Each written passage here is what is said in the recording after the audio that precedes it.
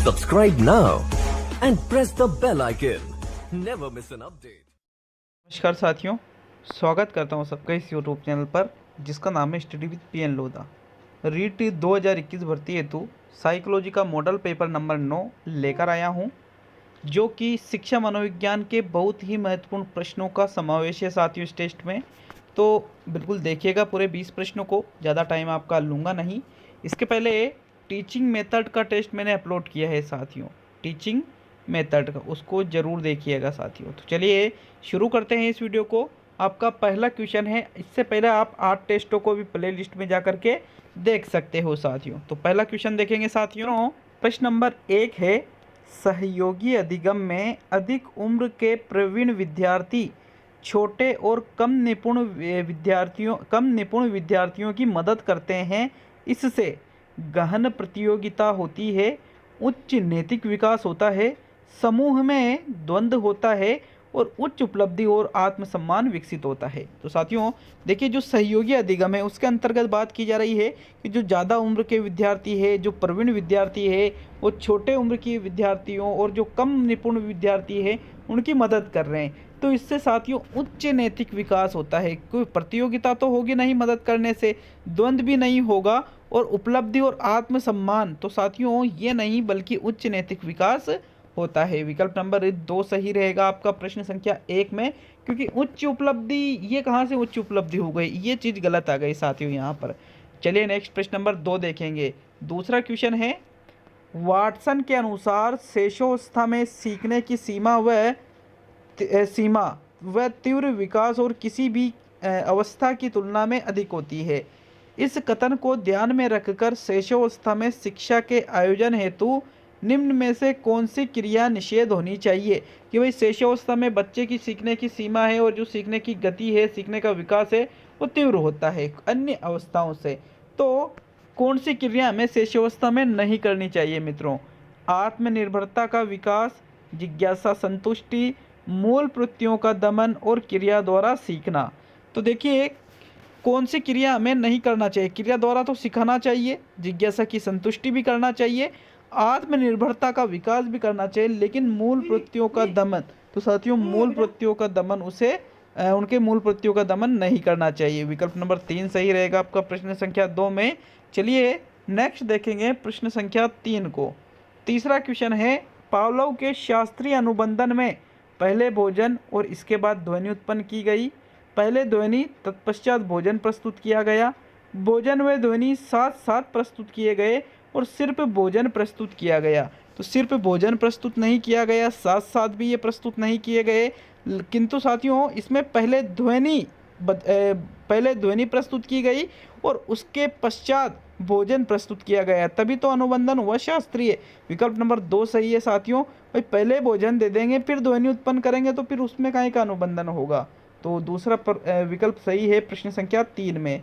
चलिए नेक्स्ट प्रश्न नंबर 4 है, अभिप्रेरणा के सिद्धांतों के अनुसार एक शिक्षक, विकल्प के अनुसार आपको विकल्प चुनना है, के द्वारा सीखने को संबंधित कर सकता है।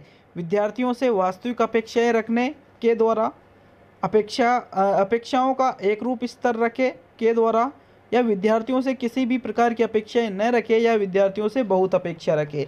तो किसी भी प्रकार की अपेक्षा नहीं रखे तो गलत बात है, ज़्यादा भी अपेक्षा नहीं रखना चाहिए, एक रूप स्तर भी नहीं होना चाहिए, क्योंकि सभी एक जैसे थोड़ी ही रहेंगे, बल्कि उनसे वास्तविक अपेक्षाएं रखें कि जो छात्र जिस योग्य है उनसे वही अपेक्षाएं रखी जानी चाहिए। ऐसा नहीं है कि जो मंदबुद्धि छात्र है उससे भी आप सोचो कि ये बहुत ही आगे निकल जाए, तो ऐसा भी नहीं होता है। उनसे वास्तविक अपेक्षाएं शिक्षक को रखना चाहिए साथियों, सीखने से संबंधित ये कर सकता है। विकल्प नंबर 1 सही है प्रश्न संख्या 4 में।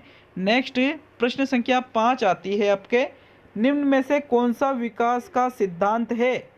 सभी की विकास दर समान नहीं होती है, विकास हमेशा रेखीय होता है, यह निरंतर चलने वाली प्रक्रिया नहीं है और विकास की सभी प्रक्रियाएं अंतः संबंधित नहीं हैं। तो साथियों अंतः संबंधित तो है प्रक्रियाएं, और निरंतर चलने वाली भी प्रक्रिया है, और हमेशा रेखीय नहीं बल्कि शाखीय भी होता है।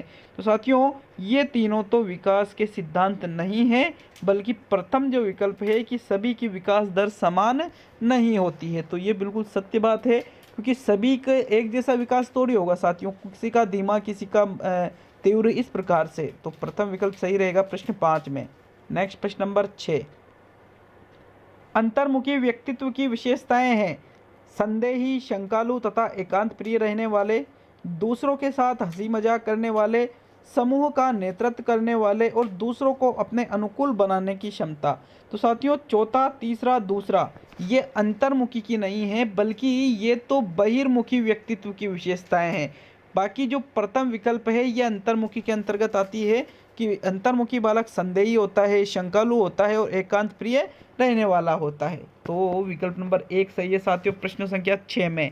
चलिए नेक्स्ट प्रश्न नंबर 7 है, एक बालक नवीन पुस्तक चाहता है लेकिन माता पिता अपनी कमजोर आर्थिक स्थिति के कारण पुस्तक दिलाने में असमर्थ है। बालक अपनी फटी पुरानी पुस्तक से ही संतोष अनुभव करता है और शांत व प्रसन्न रहता है। यह उदाहरण है समायोजन का, अधिगम का, प्रेरक का और कोई नहीं। तो कोई नहीं आप हटा सकते हो। देखिए बालक है वो चाहता है कि मुझे नवीन पुस्तक मिले, लेकिन माता पिता की आर्थिक स्थिति कमजोर है, इसलिए वो नवीन पुस्तक दिलाने में क्या है, असमर्थ है। तो उसके पास जो फटी पुरानी पुस्तकें हैं उससे ही वो संतोष का अनुभव कर रहा है और शांत और प्रसन्न रह रहा है। तो मतलब उसने समायोजन कर लिया साथियों। विकल्प नंबर 1 सही रहेगा प्रश्न संख्या 7 में। नेक्स्ट प्रश्न नंबर 8 देखेंगे साथियों। आपके प्रश्न नंबर 8 है, अच्छे मानसिक स्वास्थ्य का संकेतक है दूसरों की आलोचना करना, संवेगों पर नियंत्रण रखना, अपनी बात पर अड़े रहना और दिवा स्वप्न देखना। तो देखिए दिवा स्वप्न देखना तो अच्छा मानसिक स्वास्थ्य नहीं है, खुद की बात पर अड़े रहना ये भी गलत है, दूसरों की आलोचना करना ये भी नहीं है, बल्कि संवेगों पर जो नियंत्रण रख लेता है वो मतलब अच्छे मानसिक स्वास्थ्य का संकेत है। विकल्प नंबर 2 सही है साथियों प्रश्न संख्या 8 में। नेक्स्ट प्रश्न संख्या 9, थॉर्नडाइक का बुद्धि का जो सिद्धांत है वो संबंधित है एक तत्व सिद्धांत, द्वितत्व सिद्धांत, बहुतत्व सिद्धांत, त्रिआयामी सिद्धांत। तो साथियों एक तत्व सिद्धांत तो अल्फ्रेड बिने के द्वारा दिया गया है, द्वितत्व सिद्धांत स्पीयरमैन के द्वारा दिया गया है, त्रिआयामी सिद्धांत गिलफोर्ड के द्वारा दिया गया है और जो बहुतत्व का सिद्धांत है ये थॉर्नडाइक के द्वारा दिया गया है। तो बहुतत्व में आपका थॉर्नडाइक वाला सही है, तीसरा विकल्प राइट रहेगा साथियों। बल्कि अगर हम बात करें एक होता है बहुबुद्धि का सिद्धांत, तो बहुतत्व का सिद्धांत अलग है और बहुबुद्धि का सिद्धांत हार्वर्ड गार्डनर के द्वारा दिया गया है। ये चीज़ भी आपको याद होना चाहिए मित्रों। नेक्स्ट प्रश्न नंबर 10 पे देखेंगे मित्रों, निम्न में से कौन बुद्धि परीक्षणों के दुरुपयोग का संकेत देता है कि ये चीज़ बुद्धि परीक्षणों का दुरुपयोग हो सकती है। विकल्प 1 है उन्नति के लिए मापन में सहायक होते हैं, बिल्कुल ये तो दुरुपयोग नहीं हो रहा है। बुद्धि लब्धि का लेबल लगा बालकों पर लगाकर अध्यापक अपनी अकुशलता को छिपाते हैं, बालकों को वर्गीकृत करने में सहायक होते हैं और अधिगम प्रक्रिया को बेहतर बनाने के लिए। तो बेहतर बनाना, उन्नति का मापन में सहायक, ये तो सही चीज़ें हैं, लेकिन दूसरा विकल्प एकदम गलत है कि बुद्धि लब्धि का लेवल बालकों पर लगाकर अध्यापक अपनी अकुशलता को छुपाते हैं। कि अध्यापकों में जो अकुशलता है, जैसे मान लीजिए बुद्धि लब्धि का लेबल की भाई इसकी बुद्धि लब्धि कम है इसलिए ये बालक नहीं सीख सका, तो ये दुरुपयोग का संकेत है साथियों। विकल्प नंबर 2 सही है आपका प्रश्न संख्या 10 में। नेक्स्ट प्रश्न संख्या 11 पे आते हैं मित्रों। आपके 11वां क्वेश्चन है, विशेष आवश्यकता वाले बच्चों को पढ़ाने के लिए निम्न में से कौन सी व्यूह रचना अधिक उपयुक्त है। अधिकतर बच्चों को सम्मिलित करते हुए कक्षा में चर्चा करवाना, विद्यार्थियों को सम्मिलित करते हुए अध्यापक द्वारा निर्देशन, सहकारी अधिगम और अध्यापक के लिए योग्यता आधारित मूवीकरण करना। तो देखिए जो विशेष आवश्यकता वाले बच्चे हैं उनको पढ़ाने के लिए व्यू रचना पूछी है सबसे उपयुक्त। तो विशेष आवश्यकता वाले बच्चों को पढ़ाने के लिए साथियों जो सहकारी अधिगम है ये सबसे अधिक उपयुक्त व्यू रचना है। विकल्प नंबर 3 सही है आपका प्रश्न संख्या 11 में, क्योंकि सहकारी अधिगम में बालक अच्छी तरह से सीख पाएंगे एक दूसरे का सहयोग करते हुए। विकल्प नंबर 3 सही है साथियों प्रश्न संख्या 11 में। चलिए नेक्स्ट प्रश्न नंबर 12, जिन बालकों की शैक्षिक उपलब्धि अपनी आयु के अन्य बालकों से निम्न रहती है कहलाते हैं। पिछड़ा बालक, मंदबुद्धि बालक, मंदित मना बालक और बाल अपराधी। तो भाई शैक्षिक उपलब्धि कम रहेगी तो बाल अपराधी तो होगा नहीं। बल्कि उसको पिछड़ा बालक कहेंगे, क्योंकि शैक्षिक उपलब्धि की बात की जा रही है ओनली, इसलिए वो पिछड़ा ही बालक कहलाएगा साथियों। विकल्प नंबर 1 सही है आपका प्रश्न संख्या 12 में। चलिए नेक्स्ट प्रश्न नंबर 13 है, आदतों के संबंध में निम्न में से कौन सा कथन सही नहीं है? आदतें जन्मजात होती है, मूल प्रवृत्तियों की तरह आदतें भी व्यक्ति को अभिप्रेरित करती है, अभिप्रेरित है ये ना। आदत निर्माण का आधार कोई मूल प्रवृत्ति होती है, और व्यक्ति में यदि किसी बुरी आदत का निर्माण हो जाता है तो वह बुरी आदत आसानी से छूट जाती है। तो साथियों असत्य कथन कौन सा है या कौन सा कथन सही नहीं है? मित्रों आदतें जन्मजात भी होती है। आप कहोगे कि सर कैसे? आदतें तो अर्जित होती है, लेकिन कुछ आदतें जन्मजात भी होती है साथियों। ऐसे ही दूसरा है, मूल प्रवृत्तियों की तरह आदतें भी व्यक्ति को अभिप्रेरित करती है, बिल्कुल करती है मित्रों। आदत निर्माण का आधार कोई मूल प्रवृत्ति होती है, ये तीनों ही सत्य कथन है आदत के संबंध में। लेकिन व्यक्ति में यदि किसी बुरी आदत का निर्माण हो जाता है तो वो आसानी से नहीं छूटती है साथियों। ये कथन यहाँ गलत है साथियों, और गलत ही आपको देखना था। तो 13वें क्वेश्चन में आपका चौथा विकल्प सही है। नेक्स्ट प्रश्न नंबर 14, शिक्षण को रोचक तथा सार्थक बनाने के लिए सबसे अधिक महत्वपूर्ण है चार्ट, पाठ्य पुस्तक, कंप्यूटर और श्रव्य दृश्य सामग्री।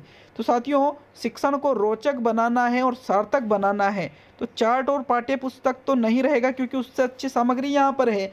तो देखिए कंप्यूटर और श्रव्य दृश्य सामग्री, कंप्यूटर श्रव्य दृश्य में आ जाता है, लेकिन मित्रों श्रव्य दृश्य सामग्री में सिर्फ कंप्यूटर ही नहीं आता है बल्कि अन्य चीज़ें भी आती है।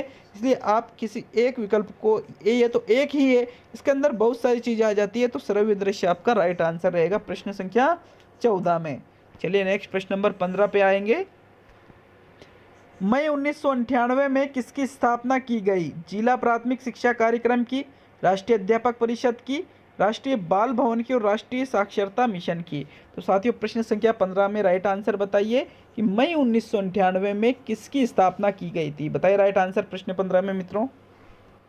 तो साथियों मई 1998 में राष्ट्रीय साक्षरता मिशन की स्थापना की गई थी। विकल्प नंबर 4 सही है आपका प्रश्न 15 में। अब आपके 5 क्वेश्चन और हैं, पूरे ही 20 प्रश्नों को देखकर जाइएगा मित्रों।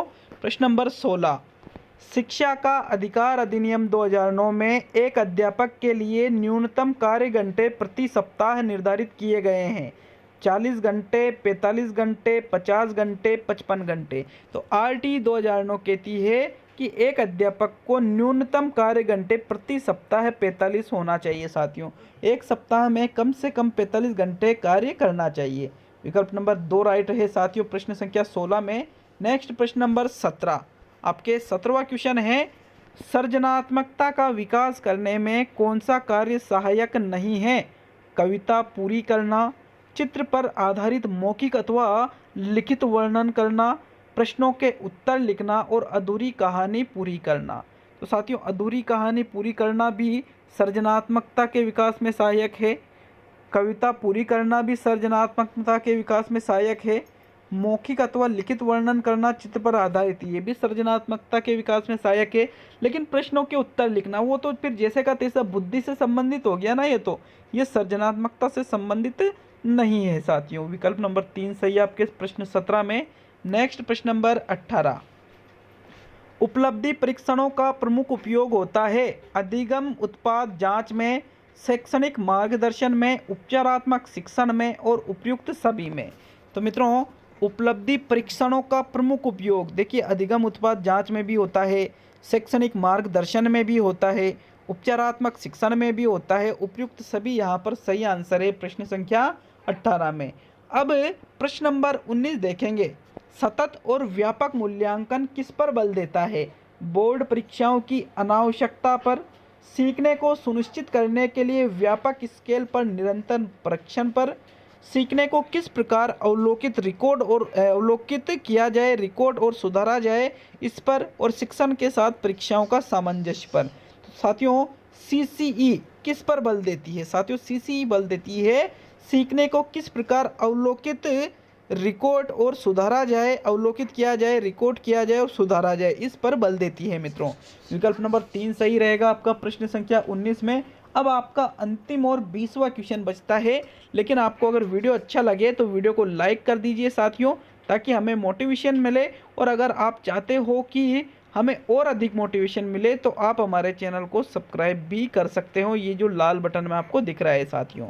आपके प्रश्न साथियों, आज का अंतिम और 20वां प्रश्न है, राष्ट्रीय पाठ्यचर्या रूपरेखा 2005 में निम्न में से किस परीक्षा संबंधी सुधारों को सुझाया गया है? कक्षा 10 की परीक्षा ऐच्छिक हो, विद्यालय शिक्षा की विभिन्न अवस्थाओं पर राज्य स्तरीय परीक्षा संचालन, प्रतियोगी प्रवेश परीक्षाओं को ऐच्छिक और उपयुक्त सभी। तो साथियों, एनसीएफ 2005 में किसको सुझाया गया है? तो देखिए, प्रतियोगी प्रवेश परीक्षाओं को ऐच्छिक गलत है, विद्यालय शिक्षा की विभिन्न अवस्थाओं पर राज्य स्तरीय परीक्षा संचालन गलत है, बल्कि कक्षा 10 की परीक्षा ऐच्छिक हो, इसको सुझाया गया है साथियों। विकल्प नंबर 1 सही है आपका प्रश्न संख्या 20 में। तो आज के 20 क्वेश्चन हो चुके हैं। आप हमें बताइए कि 20 क्वेश्चनों में आपने कितने क्वेश्चन सही किए साथियों। तो बहुत बहुत धन्यवाद। मिलते हैं साथियों अगले वीडियो में। आज की 2 वीडियो मैंने डाल दिए हैं, एक वीडियो और आएगा साथियों टेस्ट का। तो बहुत बहुत धन्यवाद सभी का।